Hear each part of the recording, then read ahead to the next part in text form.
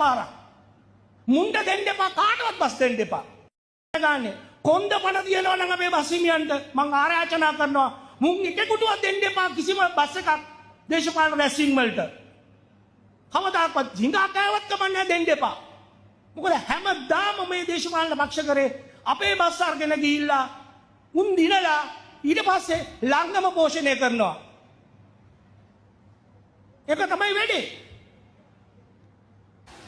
Bus හිමියන්ට ආයාචනා කළාට කමක් නැහැ. ඒ වුණාට කිසිම රජයකට බලපෑම් කරන්න බෑ මේ CTB එක හදන්න එපා කියලා. රජයක් අනිවාර්යයෙන්ම මේ ළඟම බස් සේවය එහෙම නැත්නම් මේ ආණ්ඩුව විසින් පවත්වාගෙන යන රජයේ සේවාවන් මහජනතාවට ලබා දෙන මේ ගමනාගමන පහසුව සැලසෙන තමන්ගේ මේ ගමනාගමන සේවය විධිමත් කරන්න, දියුණු කරන්න අයිතියක් තියෙනවා සහ මේ වගකීමක් තියෙනවා. ඉතින් ඒක තමයි පවතින රජය කරන්නේ. එහෙමයි කියලා උකට උරණ වෙලා කෑකෝ ගහලා මේ පෞද්ගලික බස් හිමියෝ අවුස්සවන්න ඔය දැන් ඔයා ඌව කියුවට වැඩක් නැහැ. අනිත් එක තමයි මේ ඕගොල්ලොත් බොහොම සැප පහසු විධිමත් සේවාවක් සපයනවා නම් ජනතාව ඕගලන්ව ප්‍රතික්ෂේප කරන්නෙත් නැහැ.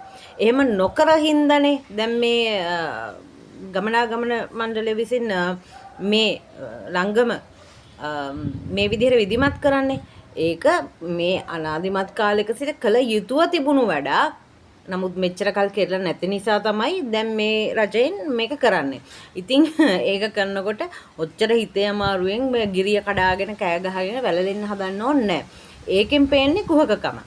ඉතින් ඔය කුහකකම අත්හැරලා ඕගොල්ලන්ගේ පෞද්ගලික බස් රථ හිමියන්වත් දැනුවත් කරලා ඔය සේවාවත් විධිමත් කළා නම් ඒක රටේ ජනතාවට මාර පහසුවක්. ඉතින් ඒක කරන්නේ නැතුව තව කොච්චර උග්‍ර ලේරහ වෙනකන් කෑ ගැහුවත් වැඩක් නැහැ. ඉතින් ඕගලන්ට දැන් කරන්න තියෙන්නේ කාටවත් උදව් කරන්න එපා, බස් දෙන්න එපා මේ කියලා මේ වැළලෙන්න හදන එක නෙවෙයි. ඕගලන්ගේ පෞද්ගලික බස් සේවාව මීට වඩා විධිමත් කරන්න, මීට වඩා සුකොපභෝගී මට්ටමට මහජනතාවට ප්‍රවාහන පහසුකම් සලසන්න සේවාව ඉටු කරන එක තමයි. ඉතින් ඒක තේරුම් ගන්න දැන්.